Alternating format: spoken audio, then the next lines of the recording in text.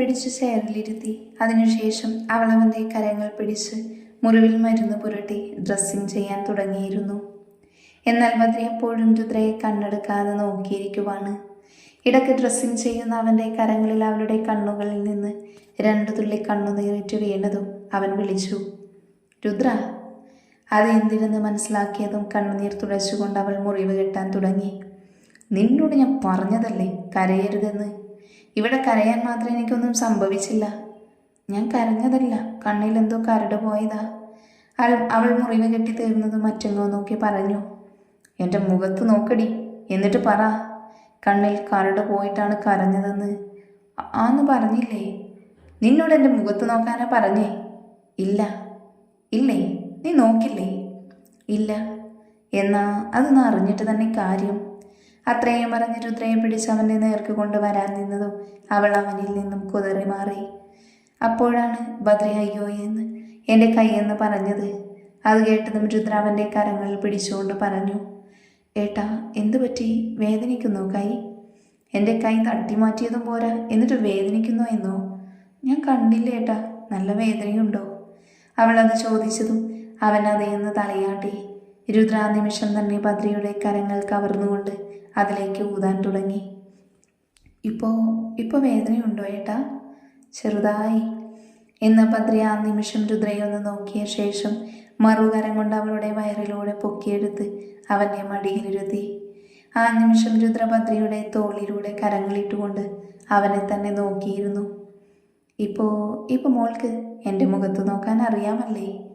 അത് പറയുമ്പോൾ അവൾ അവൻ്റെ നെഞ്ചിലേക്ക് മുഖം പൂഴ്ത്തി വെച്ചു. ബദ്രി അവളുടെ വയറിൽ സാരിക്കിടയിലൂടെ മെല്ലെ തഴുകുമ്പോൾ അവളൊന്ന് പുളഞ്ഞുകൊണ്ട് അവനെ നോക്കി. എന്നാൽ ആ നിമിഷം തന്നെ ബദ്രിയുടെ ചുണ്ടുകൾ അവളുടെ ചുണ്ടിൽ പതിഞ്ഞിരുന്നു. അവൻ മെല്ലെ അവളുടെ ചുണ്ടുകൾ നുണഞ്ഞു തുടങ്ങിയതും സിദ്ധുവും പ്രണവ് ബദ്രി എന്ന് വിളിച്ചുകൊണ്ട് ഉള്ളിലേക്ക് വന്നതും ഒരുമിച്ചായിരുന്നു. അവിടെ കണ്ട കാഴ്ചയിൽ രണ്ടിൻ്റെയും കണ്ണുകൾ പുറത്തേക്ക് മിഴിഞ്ഞു വന്നു. രുദ്ര ബദ്രിയിൽ നിന്നും പിടഞ്ഞു മാറിക്കൊണ്ട് അവൻ്റെ പിന്നിലായി നിന്നു. ബദ്രി പെട്ടെന്നൊരു പതർച്ച മാറ്റാനായി പറഞ്ഞു, നിനക്കൊക്കെ വരുമ്പോൾ ഡോറിൽ മുട്ടി അനുവാദം ചോദിച്ചു വന്നൂടെ? എന്നാൽ അവൻ അത് ചോദിച്ചിട്ടും കിളി പോയതുപോലെ ഒന്നും മിണ്ടാതെ തിരിഞ്ഞു പോകുന്നവരെ അവൻ വിളിച്ചു. എന്നാൽ എവിടെ കേൾക്കാൻ, രണ്ടും വന്ന പോലെ തന്നെ പുറത്തേക്ക് പോയി. അയ്യേ, ഞാനിനി എങ്ങനെ ഏട്ടന്മാരുടെ മുഖത്ത് നോക്കും? നിന്റെ ഈ ഉണ്ട കണ്ണുകൊണ്ട് നോക്കണം. പോടാ ബദ്രി, എന്തേലും പറഞ്ഞ അങ്ങേരുടെ ഓഞ്ഞ തമാശ. ഡീ, നീ ഇപ്പം എന്താ എന്നെ വിളിച്ചേ? പോടാ ബദ്രി എന്നോ? ആ അതെ, എന്തേ വിളിച്ചൂടെ? നീ വിളിച്ചോ, പക്ഷേ നീ വിളിക്കുന്ന ചുണ്ട് പിന്നെ അവിടെ കാണില്ലെന്ന് മാത്രം. അത് പറഞ്ഞതും രുദ്ര അവനെ കണ്ണുരുട്ടി നോക്കിക്കൊണ്ട് വാവൊത്തി.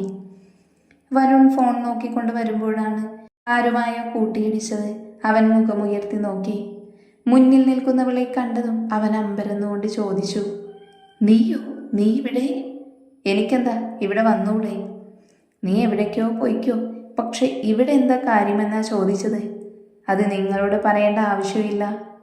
അങ്ങനെ പറഞ്ഞാൽ എങ്ങനെ മിസ് ആദിത്യ? ഇത് ഞങ്ങളുടെ കമ്പനിയാണ്.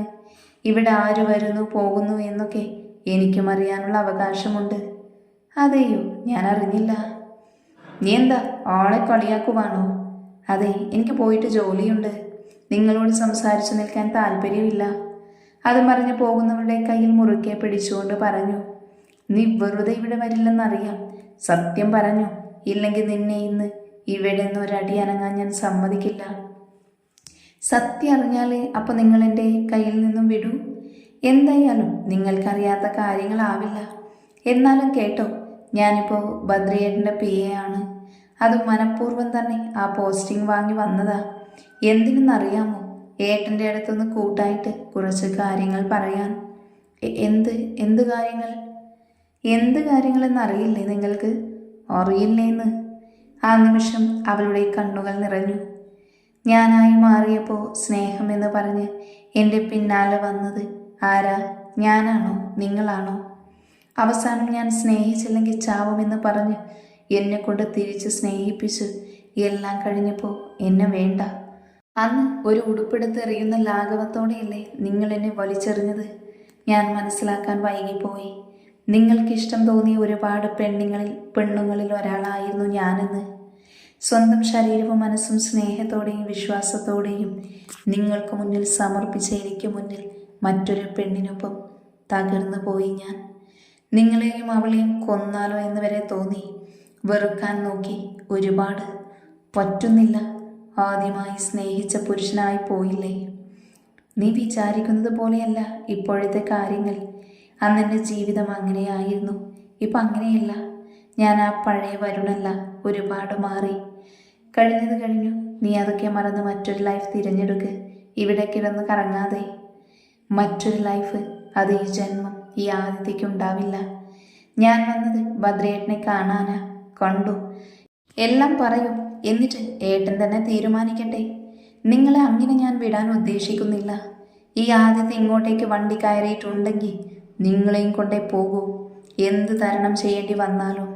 മുന്നിൽ നിൽക്കുന്ന അഭിരാമിയെയും സൂര്യയെയും കണ്ടതും രുദ്ര അവർക്കിടത്തേക്ക് ഓടിച്ചെന്നു. അവർക്കിടയിൽ ഒതുങ്ങി നിന്നുകൊണ്ട് പറഞ്ഞു, അമ്മയും ഏട്ടനും ഇന്നലെ വിളിച്ചിട്ട് കൂടെ ഇന്ന് വരുന്ന കാര്യം പറഞ്ഞില്ലല്ലോ. പറഞ്ഞാൽ ഇതുപോലെ നിന്നെ ഞെട്ടിക്കാൻ പറ്റുമോ? ഓഹോ, അങ്ങനെ. എന്തായാലും അമ്മയും ഏട്ടനെയും ഞാൻ ഇന്ന് എങ്ങോട്ടും വിടില്ല. കുറച്ച് ദിവസങ്ങൾ കഴിഞ്ഞിട്ടേ വിടൂ. അതിനാര് പറഞ്ഞു ഞങ്ങൾ പോകുന്നെന്ന്? ഞാനും ഇവനും നിന്നെ വിട്ട് എങ്ങോട്ടും പോകുന്നില്ലിനി. അപ്പോൾ ഇനി മുതൽ ഏട്ടനും അമ്മയും എനിക്കൊപ്പം ഇവിടെയാണോ താമസിക്കുക? അവൾ കണ്ണുകൾ വിടർത്തി ചോദിച്ചു. ഇവിടെയല്ല. അത്രയും പറഞ്ഞ് അവളെ സൂര്യൻ കയ്യിൽ പിടിച്ച് പുറത്തേക്ക് കൊണ്ടുവന്ന ശേഷം അവരുടെ വീടിന് തൊട്ടടുത്തുള്ള വീട്ടിൽ കരങ്ങൾ ചൂണ്ടിക്കൊണ്ട് പറഞ്ഞു, ദേ അവിടെ. അവിടെയോ? അപ്പോൾ ആ വീട് ഏട്ടൻ വാങ്ങിയോ? ഇതൊക്കെ എപ്പോ? അതൊക്കെ നടന്നു. നീ പറയേട്ടാ എങ്ങനെയെന്ന്. ഞങ്ങൾക്ക് നിന്നെ കാണണം. എന്തായാലും ഇവിടെ നിൽക്കാനും പറ്റില്ല. അപ്പോൾ ഇവിടെ അടുത്ത് തന്നെ വീടും വല്ലതും ഉണ്ടോ എന്നറിയണമായിരുന്നു. ഭദ്രയെ വിളിച്ച് ചോദിച്ചപ്പോൾ ഉണ്ടെന്ന് പറഞ്ഞു. ഭദ്രയ്ക്ക് വേണ്ടിയാണെന്ന് പറഞ്ഞതും അവർ ആ വീട് തന്നു. ഞങ്ങൾ വാങ്ങുകയും ചെയ്തു. നിന്നോട് ഇപ്പോൾ ഒന്ന് പറയണ്ടെന്ന് ഭദ്രയോട് പ്രത്യേകം പറഞ്ഞിരുന്നു. അതാണ് അവൻ ഇതേപ്പറ്റി പറയാതിരുന്നത്. ഓഹോ, അപ്പം എല്ലാവരും എല്ലാം അറിഞ്ഞുകൊണ്ടുള്ള ഒത്തുകളിയായി ആയിരുന്നു അല്ലേ? ശരിയാക്കി തരാം ഞാൻ. അന്നത്തെ ദിവസം മൊത്തം രുദ്രാഭിരാമിയും സൂര്യയും വാങ്ങിയ വീട്ടിലായിരുന്നു. ഇരുനിലയിട്ട മനോഹരമായ വീട് രുദ്രക്ക് അവിടെ ഒത്തിരി ഇഷ്ടമായിരുന്നു. ഭദ്രയുടെ വീട്ടിൽ നിന്നും കണ്ടിട്ടുണ്ടെങ്കിലും ഇവിടെ വന്ന് കാണുന്നത് ആദ്യമായിട്ടാണ്. ഭദ്രയുടെ വീടിൻ്റെ അത്ര വലുതല്ലെങ്കിലും നല്ല ഭംഗി അവിടെയെല്ലാം ചെയ്തു വെച്ചിരിക്കുന്നു, ഓരോ ഡിസൈൻസും. എന്നാൽ രുദ്രയ്ക്ക് അവിടുത്തെ ഫ്രണ്ടിലുള്ള ബാൽക്കണി വ്യൂ ആണ് ഏറ്റവും കൂടുതൽ ഇഷ്ടമായത്. അവൾ അവിടെ തന്നെ ഒരു ചെയറിട്ട് അവിടെ ഇരുന്നു. അവൾ അകത്തേക്ക് വരാതെ അവിടെ തന്നെ ഇരിക്കുന്നത് കണ്ടതും അവൾക്കടുത്തേക്കായി തന്നെ അഭിരാമിയും വന്നിരുന്നു. പിന്നെ അങ്ങോട്ട് അമ്മയുടെയും മകളുടെയും സ്നേഹം പരസ്പരം ഒഴുകി നടന്നു. ഇതിനിടയ്ക്ക് തന്നെ സൂര്യയും വന്നിരുന്നു. നീ എന്താ ഭദ്രേ ഇത്രയും ലേറ്റായത്? കല്യാണി അവനോട് ചോദിച്ചു. കല്യാണം നടക്കുമല്ലേ ചെറിയമ്മേ, അപ്പം ഇപ്പോഴേ നമ്മുടെ ഓഡിറ്റോറിയം ബുക്ക് ചെയ്യണം. അതുപോലെ കുടുംബക്ഷേത്രമെല്ലാം ഒന്ന് പുതുക്കിയെടുക്കേണ്ടതുണ്ട്. കല്യാണം ഗംഭീരമായി നടക്കേണ്ട. അതിൻ്റെ കുറച്ച് കാര്യത്തിന് പോയതാ. നീ മാത്രമാണോ പോയേ? ഇല്ല ചെറിയമ്മേ, വരുണും വിജിത്തും ഉണ്ടായിരുന്നു. അവന്മാരെ അവിടെ ആക്കിയിട്ടാ വന്നേ ഞാൻ. അപ്പോൾ പ്രണവും സിദ്ധുവും? അവന്മാരെ വേറൊരാവശ്യമായി പറഞ്ഞ് വിട്ടേക്ക് വാ. എന്നാൽ പിന്നെ നീ ചെന്ന് കുളിച്ചു വാ, ഞാൻ ഫുഡ് എടുത്ത് വെക്കാം. അപ്പോഴേക്കും ഭദ്ര നേരെ മുകളിലേക്ക് ചെന്നിരുന്നു. ഭദ്ര രുദ്രയെ നോക്കിയെങ്കിലും റൂമിലുണ്ടായിരുന്നില്ല.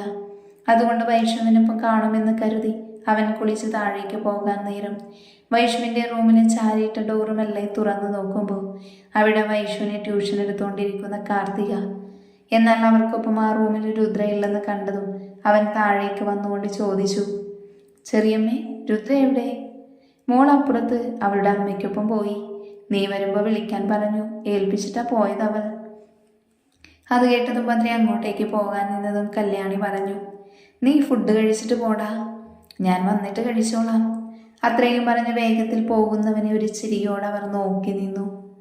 അല്ല ഭദ്രമോനെ, ഞാൻ കരുതി നേരെ ഇത്രയും ആയതുകൊണ്ട് മോൻ വരില്ലായിരിക്കുമെന്ന്. അതിനവനൊന്ന് ചിരിച്ചുകൊണ്ട് മറുപടി പറഞ്ഞു, കുറച്ച് മുൻപ് വന്നതേ ഉള്ളൂ. അല്ല രുദ്ര ഇവിടെ? ഇത്രയും നേരം മോനെ നോക്കിയിരിക്കുമായിരുന്നു. പിന്നെ എൻ്റെ മടിയിൽ കിടന്നുറങ്ങി. സൂര്യ പിന്നെ എടുത്ത് റൂമിൽ കിടത്തി. നല്ല ഉറക്കമാണ്. അത് കേട്ടതും ഭദ്രി അവൾ കിടന്ന റൂമിലേക്ക് ചെന്നു. അവൾ ചെരിഞ്ഞു കിടന്ന് സുഖമായി ഉറങ്ങുന്ന രുദ്രയെ നോക്കി.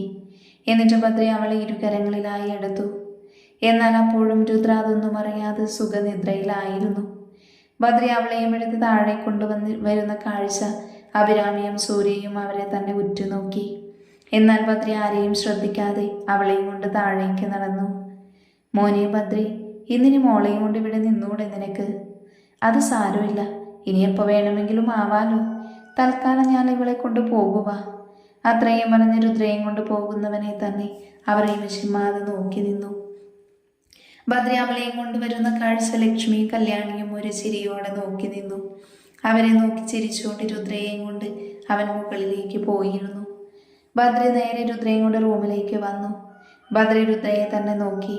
ഉറക്കത്തിലും അവളുടെ കരം അവൻ്റെ ഷർട്ടിൽ പിടിമുറുക്കിയിട്ടുണ്ട്. ബദ്രി അവളെ വന്ന് നോക്കിയ ശേഷം രുദ്രയെ ബെഡിലേക്ക് കിടത്തി. ഒപ്പം അവളുടെ തലയ്ക്ക് താങ്ങായി ബദ്രി അവിടെ കിടന്നിരുന്ന പില്ലോ എടുത്തു വെച്ചു കൊടുത്തിരുന്നു. അതിലേക്ക് അവളെ കിടത്തി. ബദ്രി ഒരു നിമിഷം രുദ്രയെ തന്നെ നോക്കി നിന്നുപോയി. ഉറക്കത്തിലുള്ള രുദ്രയുടെ നിഷ്കളങ്കമായ മുഖം അതവനെ എത്ര നോക്കി നിന്നിട്ടും മതി വരാത്തതുപോലെ തോന്നി. ബദ്രി മെല്ലെ അവൾക്കരികിൽ ബെഡിലിരുന്നു കൊണ്ട് അവളുടെ നെറ്റിയിൽ ചുണ്ടുകൾ ചേർത്തു. എന്നിട്ട് കുറച്ചു നേരം കൂടി അവളെ നോക്കിയിരുന്നു ബദ്രി. കുറച്ചു നേരം കൂടി അവളെ നോക്കിയിരുന്ന ശേഷം ബദ്രി അവൾക്കടുത്തായി കിടന്നു. രുദ്രയെ തന്നെ ഇമചിമ്മാതെ നോക്കി കിടന്നുകൊണ്ട് ബദ്രി എപ്പോഴോ ഉറക്കത്തിലേക്ക് വഴുതി വീണതെന്ന് അവന് തന്നെ അറിയില്ലായിരുന്നു. കല്യാണം അടുത്തതുകൊണ്ട് മഞ്ജുവിൻ്റെ വീട്ടുകാർ വന്ന് അവളെ നാട്ടിലേക്ക് കൂട്ടിക്കൊണ്ടു പോയിരുന്നു. പോകുമ്പോൾ അവൾ രുദ്രയെ വന്ന് കണ്ടിട്ടാണ് പോയത്. ഇനി കല്യാണത്തിൻ്റെ അന്ന് കാണാമെന്ന് പറഞ്ഞുകൊണ്ട്. സിദ്ധുവിന് അവൾ പോകുന്നതിൽ വിഷമമായിരുന്നു. എന്നാൽ അവർക്കിടയിലെ വിരഹം അത് അധികം വൈകാതെ ഒന്നു ചേരേണ്ടതെന്ന് ഓർക്കുമ്പോൾ സ്നേഹത്തോടെ തന്നെ യാത്രയാക്കി. കീർത്തിക്കും ഭദ്ര ലീവ് കൊടുത്ത് പറഞ്ഞു വിട്ടിരുന്നു.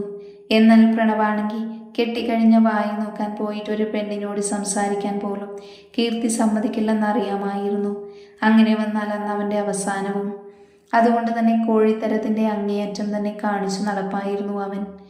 എന്നാൽ വിജിത്ത് അതെല്ലാം വീട്ടിൽ വന്ന് പറയുമ്പോൾ പാമ്പിനെ പോലെ ചെവിയുള്ള വൈഷു അതെല്ലാം കേട്ടപ്പോൾ തന്നെ കീർത്തിയെ അറിയിച്ചു. അവൾ അതുകൊണ്ട് തന്നെ എല്ലാം കൂടെ ചേർത്ത് പ്രണവിന് കൊടുക്കാനായി കച്ച കെട്ടിയിരുന്നു. അപ്പു അമ്മു ആണെങ്കിൽ കിട്ടിയ അവസരം പ്രണയിച്ച് നടക്കുവാണ്. കാരണം അവരുടെ കല്യാണം കഴിഞ്ഞാൽ പിന്നീടുള്ള നറുക്ക് അവർക്കുള്ളതായതുകൊണ്ട്. ഇതിനിടയ്ക്ക് വിശാലിൻ്റെ മനസ്സിലും കാർത്തികയ്ക്കും ഇടയിൽ തുറന്ന് പരസ്പരം പറയാനാവാത്ത തരത്തിലൊരു പ്രണയം ഉടലെടുത്തു. കാരണം രണ്ടുപേരുടെ മനസ്സിലും ഒരേ ചോദ്യമാണ് ഉയർന്നു നിന്നത്. തനിക്കുള്ളിലുള്ള ഇഷ്ടം പറഞ്ഞ അവനെന്ത് കരുതും, ഇല്ലെങ്കിൽ അവൾ എന്ത് കരുതുമെന്ന ചോദ്യം. ദിവസങ്ങൾ കടന്നു പോകുന്നതിനൊപ്പം രുദ്രയ്ക്കും ഭദ്രയ്ക്കും ഇടയിലേക്ക് സ്നേഹം കൂടി വന്നു. അവൾ അമ്മയാവാൻ ഒരുങ്ങുന്നത് കൊണ്ടാവാം എന്തിനും വാശിയാണ്. അവൾ വിചാരിക്കുമ്പോൾ എല്ലാം ഭദ്ര അടുത്തുണ്ടാവണം. അവൾക്കിഷ്ടമുള്ളത് വാങ്ങിക്കൊടുക്കണം, കൊണ്ടുപോകണം, അങ്ങനെ ഒരുപാട്. ഭദ്ര അതിനൊത്ത് ഓരോന്ന് ചെയ്യുന്നത് കണ്ട് എല്ലാവർക്കും അതിശയമായിരുന്നു. ഇടക്കാലത്തെ വീട്ടിൽ വന്നിരുന്നു ഭദ്രയെ കണ്ട് സംസാരിക്കാൻ. എന്നാൽ അന്ന് അവളെ രുദ്ര ഓരോന്ന് പറഞ്ഞു ഓടിച്ചു. ആദ്യത്തെ ദയനീയതയോടെ ഭദ്രയെ നോക്കുമ്പോൾ എന്തെങ്കിലും പറയാനുണ്ടെങ്കിൽ ഓഫീസിൽ വരുമ്പോൾ മതിയെന്ന് പറഞ്ഞു. അതിനുശേഷം ഭദ്ര ഓഫീസിൽ പോയാൽ കൂടി അവളും പോകും. ഒരു നേരം ഭദ്രയുടെ അടുത്തുനിന്ന് മാറിയിരിക്കില്ല. അതുകൊണ്ട് തന്നെ ആദ്യത്തേക്ക് അവളും വരുണും തമ്മിലുള്ള ബന്ധത്തെ പറ്റി അവനോടൊന്നും പറയാനും പറ്റിയില്ല. കാളിയാർ മഠത്തിൽ കല്യാണാഘോഷം മുഴങ്ങി. ഓരോരുത്തർക്കും നിന്ന് തിരിയാൻ സമയമില്ലാതെ ഓടി നടക്കുമ്പോൾ ഭദ്രയ്ക്ക് വിശാലിൻ്റെ കോള് വന്നു. അവൻ വിജിത്തിനെയും പ്രണവിനെയും വരുണയെയും എല്ലാം ഏൽപ്പിച്ചു സിദ്ധുവിനെ കൂട്ടി പോയിരുന്നു. രുദ്രഭദ്രയ്ക്ക് പിന്നാലെ വന്നതും സിദ്ധുവിനൊപ്പം അവളോടൊന്നും പറയാതെ കാറിൽ കയറി പോകുന്നവനെ അവൾ കണ്ണും ചുണ്ടും കൂർപ്പിച്ച് നോക്കി നിന്നു. വൈഷവും കാർത്തികയും അവളെ പിടിച്ചുകൊണ്ട് പോകുമ്പോൾ അവൾ പിന്തിരിഞ്ഞു തന്നെ നോക്കി നിന്നു. ഭദ്ര നേരെ വന്നു നിന്നത് ഹരീന്ദ്രനെ കിടത്തിയ റൂമിലായിരുന്നു. വാതിൽ തുറന്ന് അകത്ത് കയറുമ്പോൾ തന്നെ ഭദ്രി കണ്ടു പാതി ജീവനിൽ അവനിൽ നിന്നും വെട്ടിമാറ്റിയ കയ്യിലും കാലിൽ നിന്നും വ്രണവും പിടിച്ചു പുഴുക്കൾ നിറഞ്ഞ് അവ അവൻ്റെ ദേഹത്ത് വരിഞ്ഞു നടക്കുമ്പോൾ അവന് വല്ലാത്ത അസ്വസ്ഥത തോന്നി. അവൻ അലറിക്കരയുന്നുണ്ട്. മുന്നിൽ നിൽക്കുന്ന ഭദ്രയെ കണ്ടതും അവൻ പറഞ്ഞു, നീ തന്നെ ജയിച്ചില്ലേ, ഇനി എന്നെ കൊന്നൂടെ? എന്നായാലും നീ എന്നെ കൊല്ലും, അതെനിക്ക് ഉറപ്പായി. അപ്പോൾ പിന്നെ ഇങ്ങനെ നരകിപ്പിക്കാതെ കൊന്നൂടെ? കണ്ടോ, ഇപ്പോഴും ഇത് പറയുമ്പോൾ അവസാനം നീ എന്നെ വിളിച്ചില്ലേ പൊന്ന മോനെ എന്ന്. അതിൽ നിന്ന് തന്നെ മനസ്സിലായി നിനക്കിപ്പോഴും എന്നോടുള്ള വൈരാഗ്യം മാറിയില്ലെന്ന്. നിന്നോടുള്ളത് ഈ ജന്മം എന്നല്ല, ഒരു ജന്മത്തിലും മാറ്റില്ല. ഈ ജന്മം നടക്കാതെ പോയ നിന്നെ കൊല്ലാനുള്ള ആഗ്രഹം അടുത്ത ജന്മത്തിൽ എനിക്കായി തന്ന അന്ന് നിന്നെ കൊന്നിരിക്കും. കൊള്ളാം, നിന്റെ ആഗ്രഹമൊക്കെ കൊള്ളാം. പക്ഷേ അത് ഈ ജന്മത്തിൽ പോലെ നീ ഏതു ജന്മം എടുത്താലും നടക്കാത്ത സ്വപ്നമായിരിക്കും. നിന്ന് പ്രസംഗിക്കാതെ എന്നെ ഒന്ന് കൊന്നുതാടാ. നിന്നെ കൊല്ലില്ല. ഇനിയും നീ ഇതുപോലെ ഇവിടെ കിടന്ന് പുഴുത്ത് നാറണം. അന്ന് നീ കണ്ണീരോടെ ബദ്രി എന്നെ ഒന്ന് കൊന്നുതാ എന്ന് പറഞ്ഞ് അലറിക്കരയുമ്പോൾ മാത്രം, അപ്പോൾ ആ നിമിഷം നിന്റെ ഈ ജീവൻ ഞാൻ യമപുരിയിലേക്ക് അയക്കും. അത്രയും പറഞ്ഞ് ബദ്രി പുറത്തേക്ക് പോകുമ്പോൾ എന്നെ കൊന്നു തന്നിട്ട് പോടാ എന്ന് പറഞ്ഞ് അവൻ അലറിക്കൊണ്ട് തന്നെ ഇരുന്നു.